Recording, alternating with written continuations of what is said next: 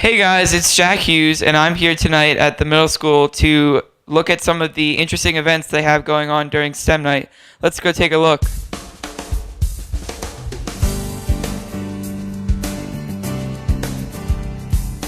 Today I'm here with... Dr. Kelly Murray.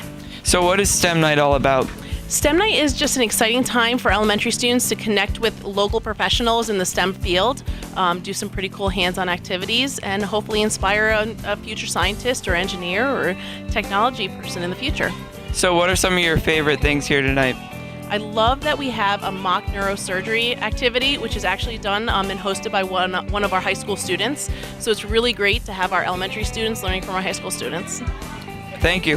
Thank you.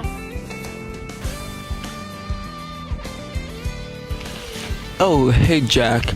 Well, as you can see, this was an awesome night at the Radnor Middle School for Radnor STEM Night. Guess we'll catch you next time.